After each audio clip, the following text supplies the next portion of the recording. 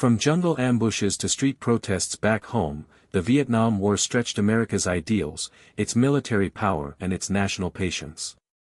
What started as a fight to stop communism turned into one of the most controversial and costly military campaigns in U.S. history.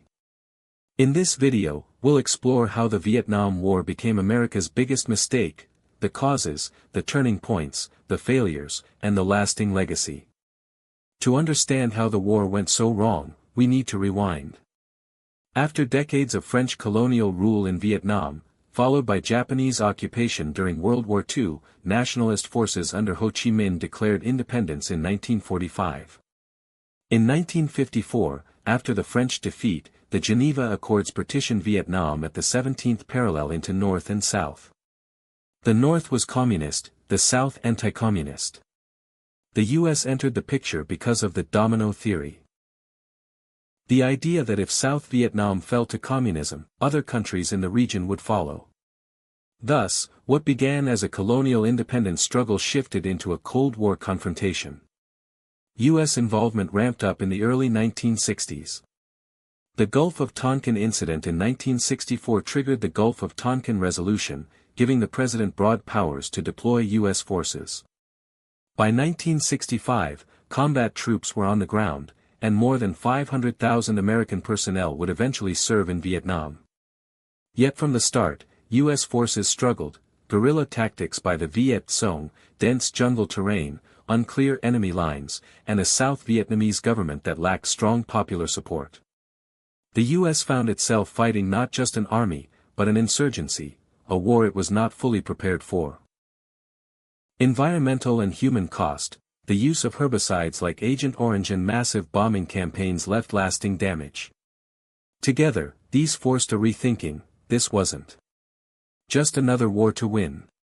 In 1969, President Richard Nixon introduced the policy of Vietnamization, training South Vietnamese forces to take over the fight, while U.S. troops gradually pulled out.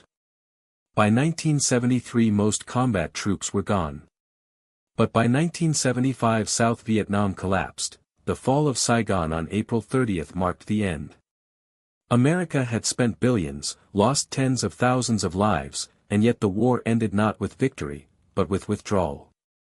The human and economic toll was immense, roughly 58,000 American lives, over 1 million Vietnamese soldiers, and 2 million civilians killed.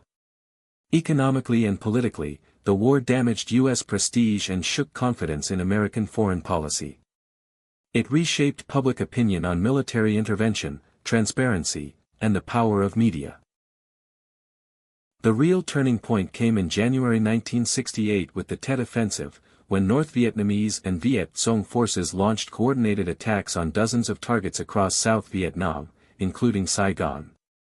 Militarily, the U.S. and South Vietnamese forces repelled the offensive, but psychologically, it was a disaster for American public opinion. If success was around the corner, why were such bold enemy attacks still possible? Support at home began to collapse. This was where the war shifted, from a credible fight to a credibility problem. There were several fundamental mistakes. Strategy. The U.S. fought a conventional war against a guerrilla force. Body count metrics dominated strategy despite unclear goals. Politics. Back home, anti-war sentiment grew. Protests, media coverage of casualty images, and the My Lai massacre eroded support. Morale, troop morale and public trust were damaged, an unpopular war, unclear objectives, and no visible way out. Vietnam became a cautionary tale. Power isn't enough, legitimacy and objectives matter just as much. Why call it America's biggest mistake? A few reasons. 1. Lack of clear goals. Was it about defending one country or stopping a global ideology? Strategy was vague. 2. Underestimating the enemy. The North Vietnamese and Viet Cong were deeply motivated and adaptive. 3. Ignoring public sentiment. At home, the war cost more than money, it cost trust. 4. Lasting negative legacy. Vietnam set the stage for later hesitancy, the Vietnam Syndrome, in U.S. foreign policy. Ultimately, a war of enormous